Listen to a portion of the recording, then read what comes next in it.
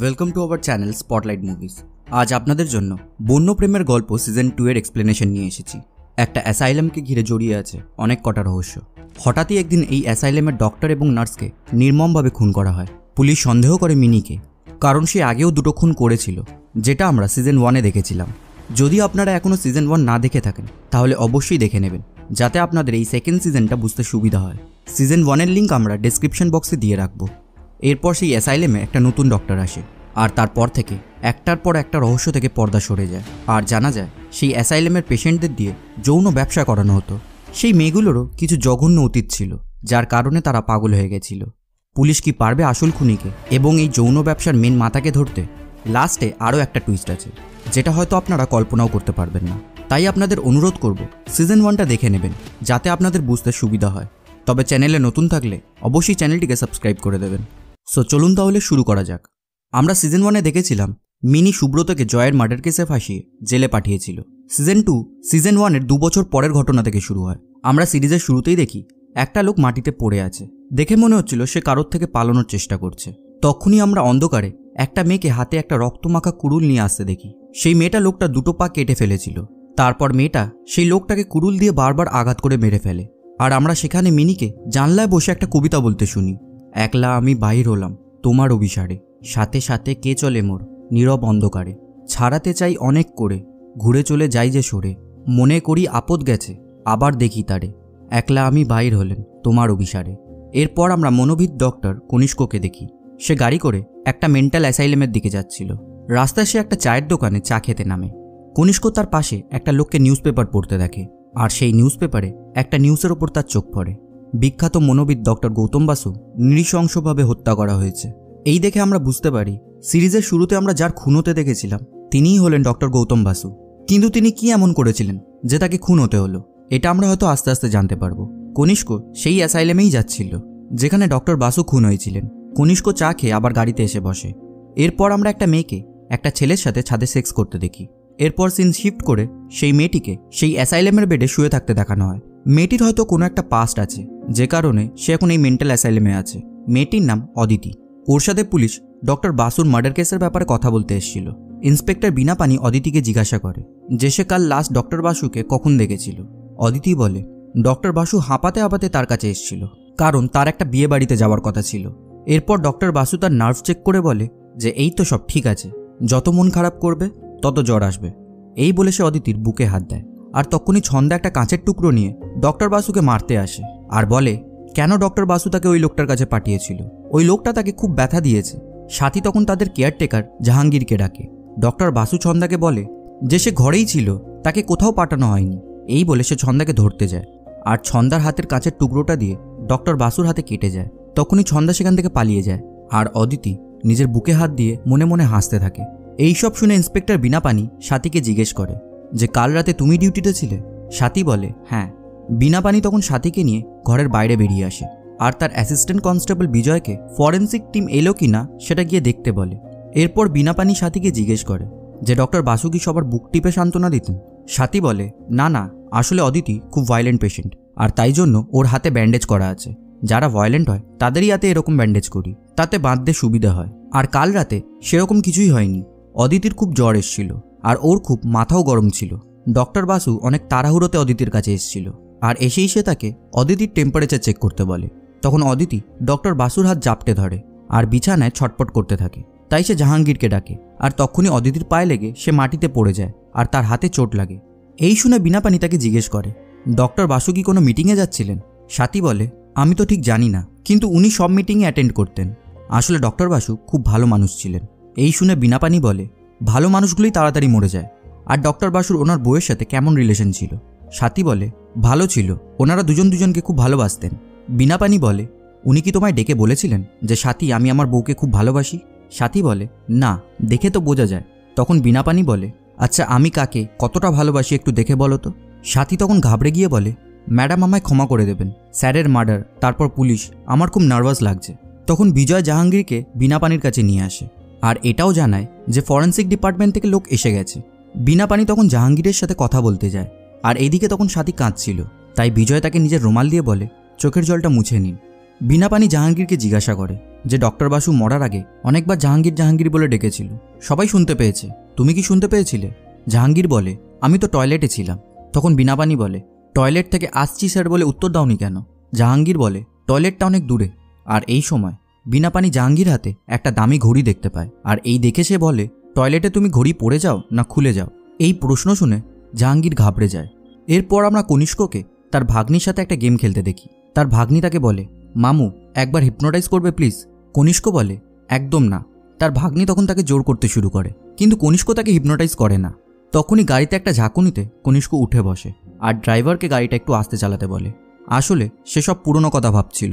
এখানে যাওয়ার আগে কনিষ্কর মাও তাকে এই অ্যাসাইলেমে যেতে বারণ করেছিল। তার মা বলেছিলেন ডক্টর বাসু কি নৃশংসভাবে খুন হয়েছেন, তাই তুই ওখানে যাস না। কিন্তু তাও কনিষ্ক তার মায়ের কথা শোনেনি। এইদিকে ফরেন্সিক টিম নিজেদের কাজ শুরু করে। বিনাপানি তাদের জিজ্ঞেস করে যে তারা এই ডেড বডি দেখে কি বুঝছে। তখন ফরেন্সিকের হেড বলে 3 দিনের মধ্যে ফাইনাল রিপোর্ট তাকে দিয়ে দেবে, আর ইনিশিয়াল রিপোর্ট আজ রাতেই পাঠিয়ে দেবে। আর কিছু স্পেসিফিক লাগবে কিনা জিজ্ঞেস করে। বিনাপানি বলে হ্যাঁ, বডিতে কোনো কাঁচের আঘাত আছে কিনা, আর এটা ইনিশিয়াল রিপোর্টেই চাই। আর দেখে কি মনে হচ্ছে ডক্টরকে কি দিয়ে মারা হয়েছে? ফরেন্সিকের হেড বলে কুরুল দিয়ে মারা হয়েছে, আর তারা ঠ্যাং দুটোও প্যাক করে নিয়েছে। এরপর আমরা ডক্টর বাসুর স্ত্রীকে দেখি। তাকে দেখে মনে হচ্ছিল সে অনেক আতঙ্কে আছে। তাদের দরজার বেল বেজে ওঠে, কিন্তু সে দরজা খোলে না। তখনই কেউ তাকে ফোন করে বলে যে এত কান্নাকাটি করলে তো অসুস্থ হয়ে পড়বে, কাজ করবে কি করে? ডক্টর বাসুর স্ত্রী বলেন আমায় যেতে দিন প্লিজ, আমার হাজব্যান্ড মারা গেছে। তখন সেই লোকটা বলে ওখানে গিয়ে যদি আপনি সব পুলিশকে বলে দেন? ডক্টর বাসুর স্ত্রী বলে আমি কিচ্ছু বলবো না, আমি জাস্ট ওকে একবার দেখতে চাই। সেই লোকটা বলে দেখে কি হবে, বীভৎস দৃশ্য। এইবার কাজের কথা শুনে নিন। কাল রাতে একটা ফ্রেশ প্রোডাক্ট চাই, আর আপনি সেটা জোগাড় করবেন যেমনটা আপনার হাজব্যান্ড করত। এই শুনে ডক্টর বাসুর স্ত্রী বলে আমি পারবো না, সত্যি বলছি আমি পারবো না। সেই লোকটা বলে পারতে হবেই, না তো আপনার বরের খুনের দায় আপনাকে জেলে পাঠাবো। আর আজকের অ্যাসাইলেমে একটা নতুন ডক্টর জয়েন করছে, ওকে পুরো কাজটা বুঝিয়ে দেবেন। আর নেক্সট টাইম ফোন করলে ইমিডিয়েটলি ধরবেন, না তো যাকে বাইরে দাঁড় করিয়ে রেখেছি সে দরজা ভেঙে ভেতরে চলে আসবে। আর এই শুনে আমরা বুঝতে পারি সেই লোকটা নিজের কোনো লোককে ডক্টর বাসুর বাড়ির বাইরে ডক্টর বাসুর স্ত্রীকে পাহারা দেওয়ার জন্য রেখেছে। সেই লোকটা এই বলেই ফোনটা রেখে দেয়, আর ডক্টর বাসুর স্ত্রীকে কনিষ্ক ছবিটা পাঠিয়ে দেয়। এরপর আমরা আবার একটা ফ্ল্যাশব্যাক দেখি। কনিষ্ক দিদি তাকে পড়াশোনায় মন দিতে বলছিল, আর এই অ্যাসাইলেমে যেতে বারণ করছিল। তখন কনিষ্ক বলে হিপনোটাইজ একটা কন্ট্রোভার্সিয়াল টপিক, তাই সে ওই অ্যাসাইলেমে গেলে নিজের পেপার কমপ্লিট করার জন্য সময় আর সাবজেক্ট দুটোই পাবে, তাই তাকে ওখানে যেতেই হবে। আর 1 বছর দেখতে দেখতে কেটে যাবে। আসলে কনিষ্ক 1 বছরের জন্য সেই অ্যাসাইলাম জয়েন করেছিল, যাতে সে নিজের হিপনোটিজম নিয়ে পড়াশোনা কমপ্লিট করতে পারে। সিন আবার প্রেজেন্টে ফিরে আসে, আর কনিষ্ক এইসব ভাবতে ভাবতে সেই অ্যাসাইলেমে পৌঁছে যায়। কনিষ্ক সেখানে পৌঁছানোর পর সাথী তাকে সেই অ্যাসাইলেমের ভেতরে নিয়ে যায়, আর কনিষ্ক তাকে বলে সে ডক্টর বাসুর কেস স্টাডি দিয়ে তার কাজ শুরু করবে। এরপর রাতে যখন কনিষ্ক শুয়েছিল তার মনে হয় তার ঘরের দরজার বাইরে কেউ দাঁড়িয়ে আছে, তাই সে গিয়ে দরজাটা খুলে দেখে অদিতি তার ঘরের দরজার বাইরে দাঁড়িয়ে। অদিতি কনিষ্ককে বলে সে জানে ডক্টর বাসুকে কে মেরেছে। কনিষ্ক তাকে জিজ্ঞেস করে সেটা কি সে পুলিশকে বলেছে? অদিতি ঘাড় নাড়িয়ে বলে না। অদিতি আরও বলে জানালে ও তোমায় মারবে কি করে, তুমি বাইরে এসো, ও তোমায় মারতে এসছে। কনিষ্ক তখন ওর সাথে বাইরে বের হয়, আর আমরা সেখানে মিনিকে দাঁড়িয়ে থাকতে দেখি। এরপর সকালে আমরা মিনিকে রুমকির সাথে কথা বলতে দেখি। এখানে আপনাদের বলে রাখি আগের সিজনে আমরা মিনিকে রুমকি অর্থাৎ কানাইয়ের গার্লফ্রেন্ডকে গৌরব যাকে ভালোবাসত এবং সাফিকের বৌদির জায়গায় ইম্যাজিন করতে দেখেছিলাম। সে রুমকি অর্থাৎ কানাইয়ের গার্লফ্রেন্ডকে ইম্যাজিন করত, কারণ সে কানাই, গৌরব আর শাফিকের মধ্যে কানাইয়ের গার্লফ্রেন্ড রুমকিকে জেলে দেখেছিল। এইবার আমরা গল্পে ফিরে আসি। রুমকি মিনিকে জিজ্ঞেস করে কাল রাতে আমার সাথে দেখা করতে আসিসনি কেন? মিনি বলে কাল রাতে যখন পুলিশ এলো তুই কোথায় ছিলিস? রুমকি বলে কেন, যেখানে থাকি, স্টোর রুমে। মিনি বলে পুলিশ সব জেনে গেলে কি হবে? রুমকি বলে শোন, সবাই জানে যে বিনাপানি একটা ঘুষখোর অফিসার, ও জানতে চায়ও না আর ও জানতে পারবেও না। আর কাল রাতে যেটা হয়েছে সেটা বেশ হয়েছে। রুমকি মিনিকে জিজ্ঞেস করে যে ওই নোংরা ডাক্তারটা মারা গেছে বলে কি তোর কষ্ট হচ্ছে? তখন মিনি বলে ওই নতুন ডাক্তারটাও যদি নোংরা হয়। এই শুনে রুমকি তাকে জিজ্ঞেস করে নতুন ডাক্তারটা তোর কেমন লাগে? মিনি বলে ইন্টারেস্টিং আর খুবই হ্যান্ডসাম। এরপর মিনি সেখান থেকে উঠে চলে যায়, আর আমরা রুমকির জায়গাটা খালি দেখতে পাই। মানে রুমকি সেখানে ছিল না, সে রুমকিকে ইম্যাজিন করছিল। এরপর কনিষ্ক নিজের কাজ শুরু করে এবং সব পেশেন্টদের সাথে কথা বলে। সেখানেই কনিষ্ক একটা মেয়েকে একটা কোনায় চুপ করে বসে থাকতে দেখে। সাথী বলে ওর নাম ঝর্ণা, আর ও একদমই কথা বলে না। এরপর সেখানকার টিভিতে আমরা ডক্টরের নিউজটা চলতে দেখি। অদিতি আস্তে আস্তে টিভির সামনে গিয়ে বসে, আর তখনই আমরা একটা ফ্ল্যাশব্যাক দেখতে পাই। অদিতি টিভি ছুঁড়ে একটা লোকের মাথায় মারে, লোকটা সেখানেই মারা যায়। সিন আবার প্রেজেন্টে ফিরে আসে। অদিতি পাগলের মতো চিৎকার করতে থাকে, সবাই মিলে তাকে ধরে আটকাতে পারছিল না। তখন সাথী বলে ওকে ধরে বেঁধে রাখতে হবে, কিন্তু কনিষ্ক অদিতির সাথে কথা বলে ওকে শান্ত করে দেয়। তখন জাহাঙ্গীর কনিষ্ককে এসে বলে তার সাথে কথা বলতে পুলিশ এসছে, তাই কনিষ্ক বিনা পানির সাথে কথা বলতে যায়। সেখানে মিনিও ছিল। বিনা পানি মিনিকে বলে যে আর কতদিন পাগল হয়ে থাকার ইচ্ছা আছে। এই শুনে কনিষ্ক বলে প্রশ্নটার মানে বুঝলাম না। বিনা পানি বলে প্রশ্নটা না বুঝলে স্কিপ করে যান, এমনিতেও প্রশ্নটা আপনাকে করিনি। কনিষ্ক বলে আপনি প্লিজ মিনির সাথে ভদ্রভাবে কথা বলুন। তখন বিনা পানি মিনিকে জিজ্ঞেস করে যে সে মাঝরাতে স্টোররুমের চারিপাশে ঘুরে বেড়ায় কেন। মিনি বলে রাতে তার ঘুম আসে না, তাই ওয়াক করে। বিনা পানি বলে যখন ডক্টর বসু মরছিল তখন সে ওয়াক করে কি দেখল।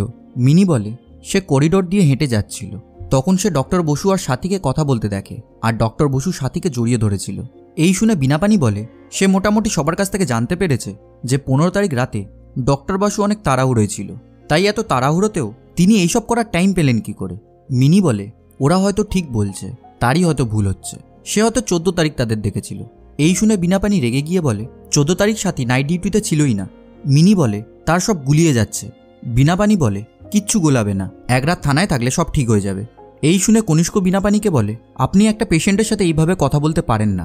বিনা পানি বলে আমি একটা ক্রিমিনালের সাথে কথা বলছি, যে দুটো খুন করে একটা পুলিশ অফিসারকে ফাঁসিয়ে এখন পাগল সেজে পাগলা গারদে ওয়াক করে বেড়াচ্ছে। এই শুনে আমরা বুঝতে পারি যে সবাই জেনে গেছিল যে সুব্রত কিছুই করেনি, মিনি খুনগুলো করে তাকে ফাঁসিয়েছিল। তখন কনিষ্ক রেগে যায় আর বিনা পানিকে তার পেশেন্টের সাথে এইভাবে কথা বলতে বারণ করে। বিনা পানি তখন রেগে সেখান থেকে বেরিয়ে যায়। এরপর রাতে কনিষ্ক সাথীকে এসে জিজ্ঞেস করে যে সে ঝর্ণাকে ঘরে দেখতে পায়নি, তাই ও কোথায়। সাথী বলে ও বাথরুমে আছে, সে এক্ষুনি যাচ্ছে তার কাছে। এরপর কনিষ্ক নিজের ঘরে ঢোকার সময় স্টোর রুমের ভেতর থেকে কথা বলার আওয়াজ শুনতে পায়। সে স্টোর রুমে ঢুকে দেখে মিনি সেখানে দাঁড়িয়ে আছে। সে মিনিকে জিজ্ঞেস করে এত রাতে মিনি এখানে কি করছে। মিনি বলে সে ওর বন্ধু রুমকির সাথে কথা বলছে, আর অন্যদিকে জাহাঙ্গীর ঝর্ণাকে লুকিয়ে লুকিয়ে কোথাও একটা নিয়ে যাচ্ছিল। এরপর অনেক রাতে কনিষ্ক একটা গান চালিয়ে স্নান করতে যায়, আর তক্ষুনি আমরা ঝর্ণাকে রক্তমাখা অবস্থায় কনিষ্কর ঘরের পাশ থেকে হেঁটে যেতে দেখি। এরপর সকালে বিনা পানি ডক্টর বাসুর বাড়ি গিয়ে দেখে তাদের বাড়ির দরজা খোলা। তারা ঘরের ভেতরে গিয়ে ডক্টর বাসুর স্ত্রীর ডেড বডি দেখতে পায়।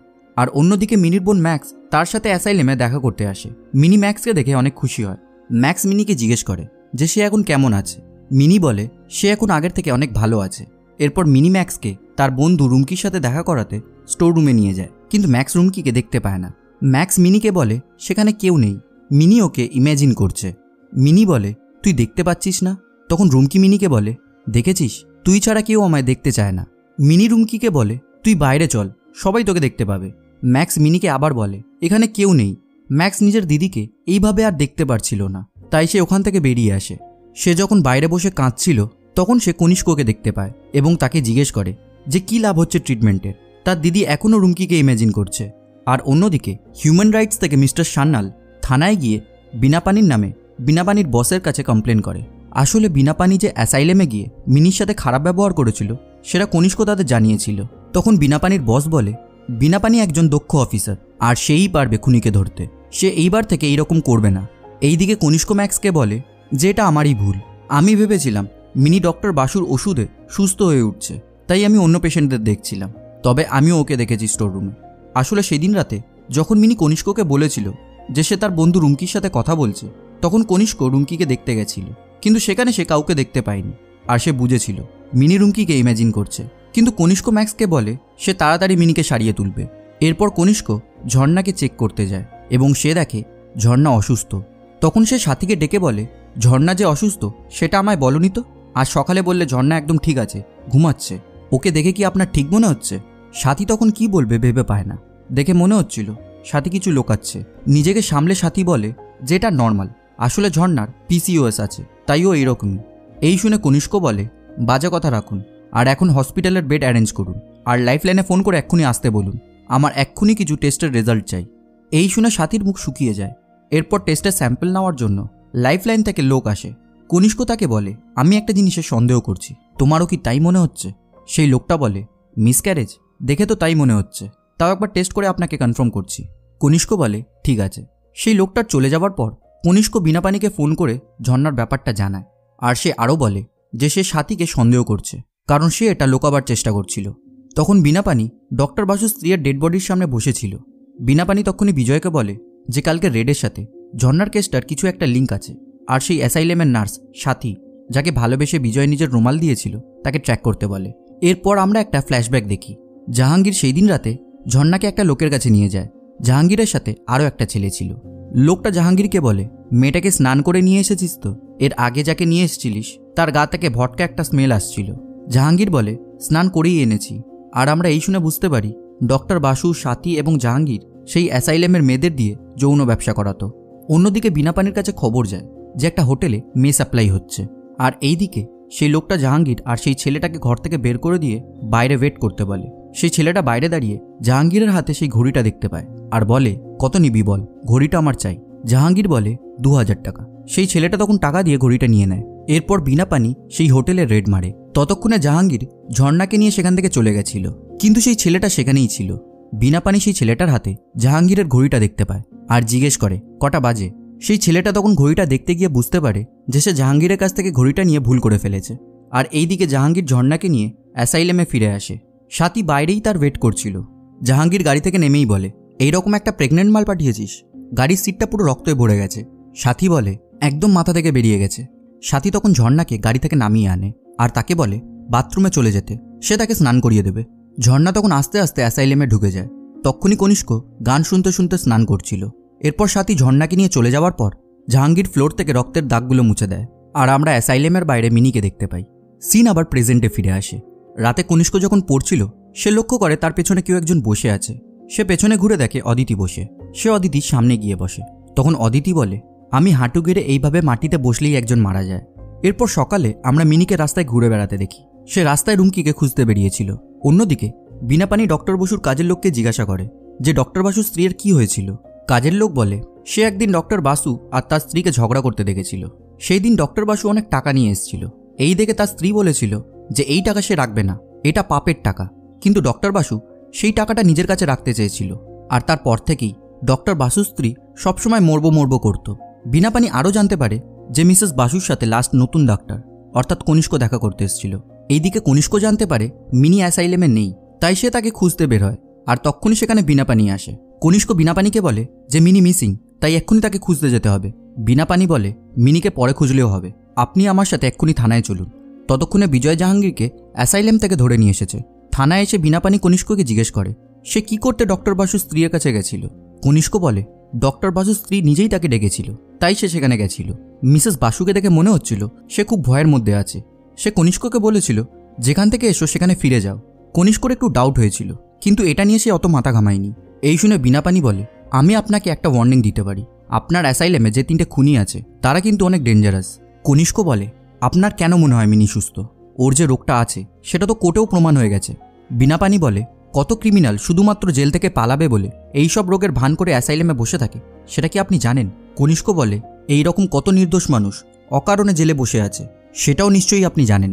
অন্যদিকে অ্যাসাইলেমে অদিতিকে একটা মেয়ে নিজের কাগজের বানানো আংটি দেখায়। অদিতি জিজ্ঞেস করে এটা কে বানিয়ে দিয়েছে। সেই মেয়েটা বলে এটা নতুন ডাক্তার বানিয়ে দিয়েছে। এই শুনে অদিতি রেগে যায় আর তার আঙুলটা ভেঙে দেয়। আর মেয়েটাকে ব্যথায় ছটপট করতে দেখে সে হাসতে শুরু করে। এইদিকে পুলিশ মিনিকে খুঁজে বের করে আনে। তারপর কনিষ্ক আর মিনি একসাথে অ্যাসাইলেমে ফিরে আসে, আর অদিতি তাদের দুজনকে একসাথে দেখে রেগে যায়। এরপর রাতে কনিষ্ক ঝর্ণাকে হিপনোটাইজ করে ওর সাথে কি হয়েছিল সেটা জানার চেষ্টা করে। ঝর্ণা তখন চোখ বন্ধ করে নিজের পুরনো স্মৃতি মনে করার চেষ্টা করে, আর আমরা পাস্টে ফিরে যাই। ঝর্ণা বেবিসিটারের কাজের জন্য একটা লোকের বাড়ি যায়। ঝর্ণা তাদের দাদা বৌদি বলে ডাকত। একদিন ঝর্ণা টিভিতে একটা নতুন রান্নার রেসিপি দেখে তার বৌদিকে একটা প্রেশার কুকার কিনে আনতে বলে। তার বৌদি তখন নিজের কাজ নিয়ে ব্যস্ত ছিল, তাই তার বৌদি বলে এইসব রান্না করার কোনো দরকার নেই। এই বলে সেখান থেকে চলে যায়। বৌদির হাজব্যান্ড অর্থাৎ ঝর্ণা যাকে দাদা বলে ডাকে সেও সেখানেই বসেছিল, আর সে এই সব কিছুই লক্ষ্য করে এবং সে ঝর্ণার জন্য অনলাইনে একটা প্রেশার কুকার অর্ডার দেয়। পরের দিন সকালে সে ওই প্রেশার কুকারটা ঝর্ণাকে দেয়। ঝর্ণা সেটা পেয়ে অনেক খুশি হয়, আর তখনই ভয় ঝর্ণা চোখ খুলে উঠে বসে। দেখে মনে হচ্ছিল ঝর্ণা অনেক ভয় পেয়েছে। আর সিন আবার প্রেজেন্টে ফিরে আসে। কনিষ্ক তাকে জিজ্ঞেস করে কেন ভয় পাচ্ছ, একটু খুলে বলবে? ঝর্ণা তখন চুপ করে থাকে, তাকে কিছুই বলে না। কনিষ্ক তাকে তখন একটা ঘুমের ওষুধ দিয়ে বলে ওষুধটা খেয়ে ঘুমিয়ে পড়ো, এই ঘুমের ওষুধটা খেয়ে ঘুমালে সকালে একদম ফ্রেশ লাগবে। সকালে অদিতি মিনিকে এসে বলে যে কনিষ্ক তাকে বাইরে ডাকছে। মিনি তখন বাইরে বেরোতে যায়, আর তখনই অদিতি তার ওপর অ্যাটাক করে দেয়। আসলে অদিতি একদম পছন্দ করতো না যে মিনি কনিষ্কর আশেপাশে থাকুক। এরপর সবাই সেখানে এসে মিনিকে অদিতির হাত থেকে ছাড়ায়। এরপর বিকেলবেলা মিনি যখন নিজের জামাকাপড় তুলতে গেছিল তখন অদিতি মিনির ওপর আবার অ্যাটাক করে এবং একটা কাঁচের টুকরো তার পেটে ঢুকিয়ে দেয়। কনিষ্ক তক্ষুনি সেখানে এসে অদিতিকে আটকায়। এরপর আমরা জাহাঙ্গীরকে সাথীর সাথে সেখান থেকে পালানোর প্ল্যান করতে দেখি। জাহাঙ্গীর সাথীকে বলে যে ওরা সব জেনে যাবে, তাই তাদেরকে এখান থেকে পালাতে হবে। তাই সে সাথীকে বলে কাল সকালে তারা বাসে করে এখান থেকে পালাবে। আসলে জাহাঙ্গীরের ক্রাইমটা বিনা পানি হয়তো প্রুফ করতে পারেনি, তাই হয়তো তাকে ছেড়ে দিতে হয়েছিল। রাতে বিনা পানি যখন বিজয়ের সাথে কথা বলছিল তখন একটা কনস্টেবল এসে বলে কেউ একজন বিজয়ের জন্য একটা গিফট দিয়ে গেছে। তারা সেই গিফটটা খুলে দেখে বিজয়ের রুমালের ওপর সাথীর কাটা মুন্ডুটা রয়েছে, অর্থাৎ কেউ সাথীকে খুন করে বিজয়ের রুমালের সাথে বিজয়কে পাঠিয়েছে। পরের দিন সকালে কনিষ্ক সাথীর মুন্ডু কাটা দেহটা একটা ঘরে খুঁজে পায়। আর অন্যদিকে আমরা জাহাঙ্গীরকে সেখান থেকে পালানোর জন্য বাসের টিকিট কিনতে দেখি। আর আমরা সেখানে একটা লোককেও দেখি যে জাহাঙ্গীরকে ফলো করছিল। সেই লোকটা কাউকে ফোন করে বলে পাখি ওড়ার প্ল্যান করছে। এইদিকে বিনা পানি কনিষ্কর সাথে দেখা করে জানায় যে এই অ্যাসাইলেমের ট্রাস্ট অ্যাসাইলামটাকে বন্ধ করে দিতে চাইছে। এই শুনে কনিষ্ক বলে এটা অনেকের বাড়ি, তারা এটা ছেড়ে কোথায় যাবে। তাই সে বিনা পানিকে তাড়াতাড়ি খুনিকে ধরতে বলে। তখন বিনা পানি বলে সেই দিন মিনি হয়তো সত্যি কথা বলেছিল, ডক্টর বাসু আর সাথীর হয়তো অ্যাফেয়ার চলছিল, কিন্তু ডক্টর বাসুর স্ত্রী মারা গিয়ে পুরো কেসটা ঘেঁটে দিয়েছে। বিনা পানি কনিষ্কর কাছে একটা হেল্প চায়। সে কনিষ্ককে দেখতে বলে যে ছন্দার হাতে বা গায়ে কোনো কাঁচের কাটার দাগ আছে কিনা। কনিষ্ক বলে সে তাকে ফোন করে জানাচ্ছে। এরপর আবার আমরা একটা ফ্ল্যাশব্যাক দেখতে পাই। ঝর্ণার বৌদি তার স্বামীকে বলে যে সে 3 দিনের জন্য ব্যাঙ্গালোরে একটা কাজে যাচ্ছে। আসলে তার স্বামী বাড়িতেই থাকতো, কারণ সে ওয়ার্ক ফ্রম হোম করত, কিন্তু বৌদিকে কাজে বেরোতেই হতো। আর তার স্বামী একদমই চাইতো না যে তার স্ত্রী এইরকম বাইরে রাত কাটিয়ে বেড়াক। তাই এই নিয়ে তাদের মধ্যে ঝগড়াও হয়, যেটা ঝর্ণাও লক্ষ্য করে। পরের দিন বৌদি কাজের জন্য ব্যাঙ্গালোর চলে যায়। ঝর্ণা তখন একা ওর দাদার সাথে ছিল। রাতে ঝর্ণা পাখা পরিষ্কার করতে গিয়ে পড়ে গেছিল, আর এটা তার দাদা জানতে পেরে তার কোমরে মলম লাগিয়ে দেয়। ঝর্ণার এতে একটু লজ্জা পাচ্ছিল, কিন্তু সে তাকে বারণও করে না। ঝর্ণা তাদের বাচ্চার খেয়াল রাখতে রাখতে তাকে অনেক ভালোবেসে ফেলেছিল। পরের দিন ওর দাদা ওকে একটা নুপুর গিফট করে। সে নিজেই ঝর্ণার পায়ে সেটা পরিয়ে দেয়, আর তখনই তাদের মধ্যে শারীরিক সম্পর্ক তৈরি হয়। আর সিন আবার প্রেজেন্টে ফিরে আসে। রাতে আমরা কনিষ্ককে এই সব কথা একটা টেপ রেকর্ডারে শুনতে দেখি। আসলে সে যখন ঝর্ণাকে হিপনোটাইজ করেছিল তখন ঝর্ণা যা যা বলেছিল কনিষ্ক সব রেকর্ড করে নিয়েছিল। সেই সময় মিনি কনিষ্কর কাছে আসে আর তাকে বলে ঝর্ণার গলাটা কি মিষ্টি না, ওর মিসক্যারেজ নিয়ে কিছু জানা গেল? কনিষ্ক বলে না, এখনও ঝর্ণা পুরোটা মনে করতে পারিনি। মিনি কনিষ্ককে বলে একটা কথা ভরসা করে বলতে পারি? কনিষ্ক বলে অলওয়েজ। মিনি বলে আমি জানি খুন দুটো কে করেছে। কনিষ্ক বলে কে? মিনি বলে ওর বন্ধু রুমকি। কনিষ্ক সেটা বিশ্বাস করতে পারে না। আর মিনির ভুল ধারণাগুলো দূর করার জন্য কনিষ্ক সেই অ্যাসাইলেমের রেজিস্টার মিনিকে দেখিয়ে জিজ্ঞাসা করে এর মধ্যে রুমকির নাম দেখতে পাচ্ছ? মিনি রেজিস্টারটা দেখে বলে না, এর মধ্যে রুমকির নাম নেই। কনিষ্ক বলে দেখো মিনি, তোমার বন্ধু তোমার জন্য অপেক্ষা করে, তোমার জন্য দুশ্চিন্তা করে, তোমাকে প্রোটেক্ট করতে চায়। ওর মনে হয় সবাই তোমার ক্ষতি করতে চাইছে, আর ও একাই তোমাকে বাঁচাতে চাইছে। আর মোস্ট ইম্পর্টেন্টলি ও স্টোর রুমে থাকে। মিনি বলে হ্যাঁ। কনিষ্ক বলে স্টোর রুমে কি কেউ থাকতে পারে? আমাদের মনের ভেতর একটা স্টোর রুম থাকে, যার মধ্যে আমরা নিজেদের হোপলেস, নিজেদের কষ্ট, নিজেদের ফেলিয়ার সব কিছু বন্ধ করে রাখি। আর তোমার মনের সেই বন্ধ ঘরটা খুলে গেছে, আর সব দুঃখ কষ্ট তোমার সামনে এসে দাঁড়িয়েছে রুমকি হয়ে। এরপর মিনি আবার সেই স্টোর রুমে যায়। সে সেখানে রুমকিকে দেখে বলে তুই এখানে নেই, তুই আমার মনের ভুল, তুই প্লিজ এখান থেকে চলে যা। রুমকি বলে দেখ, আমি তোকে ধরছি, আমি তোকে ঠেলছি, আমি যদি না থাকতাম তাহলে এইগুলো কে করতো? মিনি বলে তাহলে রেজিস্টারে তোর নাম নেই কেন? রুমকি বলে ওরা সরিয়ে দিয়েছে, কারণ আমি এখানে থাকলে ওদের সব নোংরামি বন্ধ হয়ে যাবে, তাই তো ওরা আমায় এখানে আটকে রেখেছে। মিনি তুই ছাড়া আমার কেউ নেই, আর তোকেও আমার কাছ থেকে কেড়ে নিচ্ছে। মিনি বলে কনিষ্ক বলেছে আমি তোকে হ্যালুসিনেট করছি, তোর কোনো অস্তিত্ব নেই। রুমকি তখন মিনির ঠোঁটে কামড়ে দিয়ে বলে তোর নতুন ডাক্তারকে গিয়ে জিজ্ঞাসা কর এই রক্তটাও কি মনের ভুল। মিনি তখন ওর ঠোঁটে হাত দিয়ে দেখে ওর ঠোঁট থেকে রক্ত বেরোচ্ছে। মিনি তক্ষুনি কনিষ্কর কাছে গিয়ে জিজ্ঞাসা করে যে আমার ঠোঁট থেকে কি রক্ত বেরোচ্ছে? কনিষ্ক বলে হ্যাঁ। মিনি বলে রুমকি এটা করেছে। কনিষ্ক বলে এটা রুমকি না, ও নিজেই করেছে, নিজেই নিজের ঠোঁটে কামড়ে রক্ত বের করেছে। কনিষ্ক সেটা করেও দেখায়। এরপর আমরা কিছু লোককে জাহাঙ্গীরকে টেনে এই অ্যাসাইলাম থেকে বের করতে দেখি। কনিষ্ক সেই আওয়াজ শুনে তখনই তাদের কাছে যায় আর তাদেরকে আটকানোর চেষ্টা করে। আর তার আগে সে বিনা পানিকেও ফোন করে এই অ্যাসাইলামে আসতে বলে দেয়। তারা কনিষ্ককে ঠেলে ফেলে দেয় আর জাহাঙ্গীরকে গাড়িতে তুলতে যায়। মিনি তখন সেখানে পৌঁছায় আর সেই অ্যাসাইলামে যে সিকিউরিটি গার্ড পাহারায় ছিল তার বন্দুকটা কনিষ্ককে এনে দেয়। আসলে এই সিকিউরিটি গার্ডকে ওই লোকগুলো ধরে বেঁধে রেখেছিল। কনিষ্ক বন্দুকটা নিয়ে তাদের উপর গুলি করে আর সেই গুলিটা একটা লোকের হাতে লাগে। আর তারা জাহাঙ্গীরকে ছেড়ে সেখান থেকে পালিয়ে যায়। মিনি তখন কনিষ্ককে নিয়ে ওপরে চলে আসে, আর তখনই ঝর্ণার কিছু পুরনো কথা মনে পড়ে যায়। আর আমরা একটা ফ্ল্যাশব্যাক দেখি। ঝর্ণা যাকে দাদা বলতো তার সাথে সেক্স করার পর তাকে জিজ্ঞাসা করে, তুমি বৌদিকে ডিভোর্সের কথা বলেছ? দাদা বলে, বাড়িতে থাকেই কতক্ষণ যে বলবো, তুই চিন্তা করিস না, আমি সব জানিয়ে দেবো। তারপর তোকে বিয়ে করে আমরা 3 জন বেড়াতে যাব। আসলে সে ঝর্ণাকে বলেছিল যে সে তাকে বিয়ে করবে, তাই ঝর্ণা এত দূর এগিয়েছিল। কিন্তু পরে ঝর্ণা শুনে তার বৌদি আবার প্রেগনেন্ট হয়েছে। এই শুনে ঝর্ণা পুরো ভেঙে পড়ে, আর সুযোগ পেয়ে সে দাদাকে জিজ্ঞাসা করে যে তুমি আমায় বিয়ে করবে বলেছিলে, আমি তোমাকে আর এই বাচ্চাকে ছেড়ে বাঁচতে পারবো না। কিন্তু দাদা তখন আর তাকে পাত্তা দেয় না। একদিন ঝর্ণা দাদা বৌদির ঘরের বাইরে দাঁড়িয়ে শুনতে পায় দাদা বৌদিকে বলছে যে এইবার তারা অন্য কোথাও একটা বাড়ি নিয়ে শিফট করবে আর একটা অন্য বেবি সিটার রাখবে, কারণ এত ইয়াং একটা বেবি সিটার রাখলে কার সাথে কি করে বেড়াবে তার ঠিক নেই। মানে সে ঝর্ণাকে ইউজ করে এখন তাকে কাজ থেকে বের করে দিতে চাইছিল।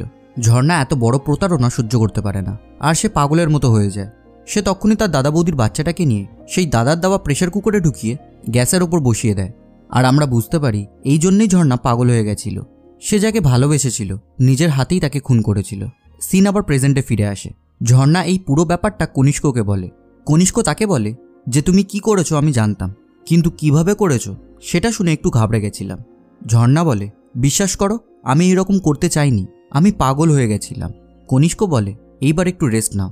তখন ঝর্ণা বলে, আমায় জাহাঙ্গীরদা একজনকার বাড়ি নিয়ে গেছিল, লোকটার নাম অশোকনাথ। আমার তখন পেটে অনেক ব্যথা করছিল, কিন্তু কাউকে বলতে পারছিলাম না। হঠাৎ রক্ত বেরোতে শুরু করে, এই নিয়ে ওদের মধ্যে ঝামেলা লেগে যায়। তখন অশোকনাথ সেটা ফোন করে কাউকে বলে, আর তখনই নামটা আমি শুনেছিলাম। কনিষ্ক বলে, এর আগেও কি জাহাঙ্গীর তোমায় এরকম জায়গায় নিয়ে গেছিল? ঝর্ণা বলে, শুধু আমাকে নয়, অনেককেই, সবথেকে বেশি ছন্দাকে, যাকে আমরা ওয়েব সিরিজের শুরুতেই দেখেছিলাম। ডক্টর বাসুর ওপর একটা কাঁচের টুকরো দিয়ে অ্যাটাক করেছিল। ঝর্ণা আরও বলে, ওই ডক্টর আর নার্স ঠিক করে দিত কে যাবে, আর জাহাঙ্গীর দামাদের নিয়ে যেত। এরপর কনিষ্ক বিনা পানির সাথে দেখা করতে যায়।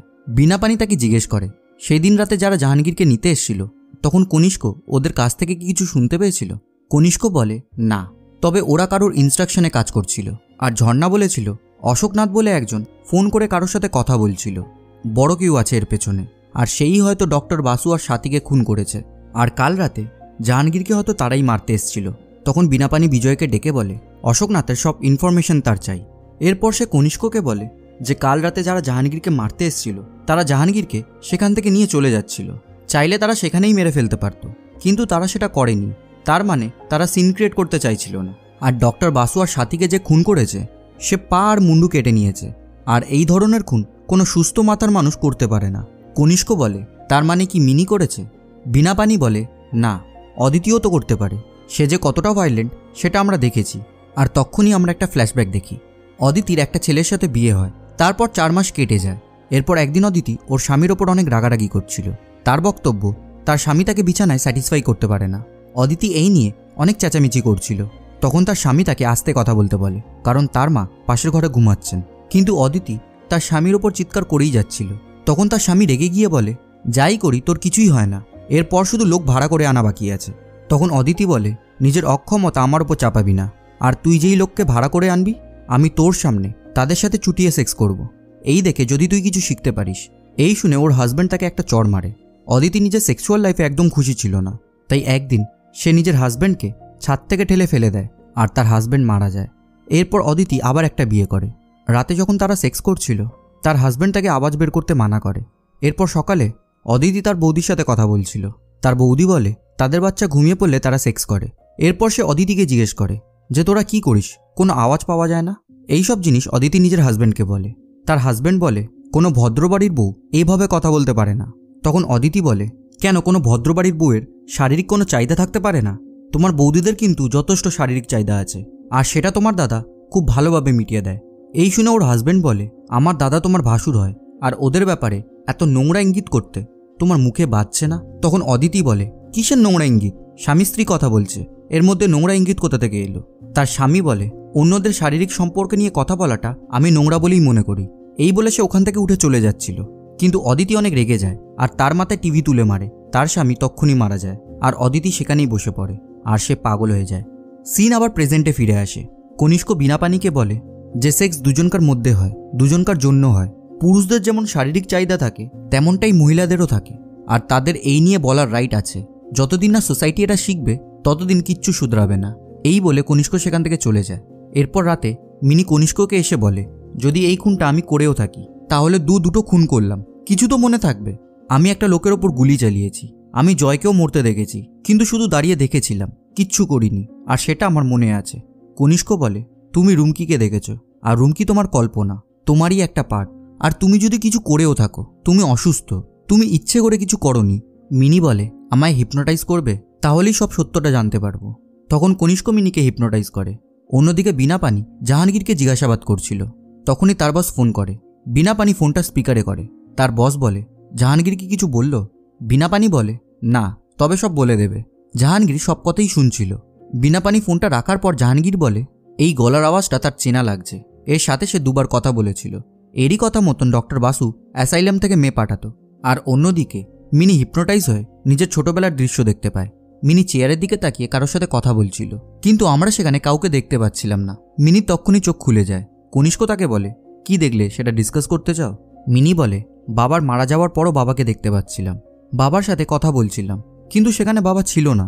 কনিষ্ক আবার তাকে হিপনোটাইজ করে। আর এইবার মিনি দেখে সে ছোটবেলায় তার বোন ম্যাক্সের সাথে খেলছে। তখনই তার বাবা ব্যালকনিতে এসে সেখান থেকে ঝাঁপ মেরে সুইসাইড করে। অন্যদিকে বিনা পানি তার বসকে লক্ষ্য করছিল। তার বস যখন থানা থেকে বেরিয়ে যায়, সে বিজয়কে বলে তার বসের ফোন ট্যাপ করতে। আর তার একটা চেনা নিউজ রিপোর্টার ছিল, তাকে সে তার বসের ইমেল অ্যাকাউন্টটা হ্যাক করতে বলে।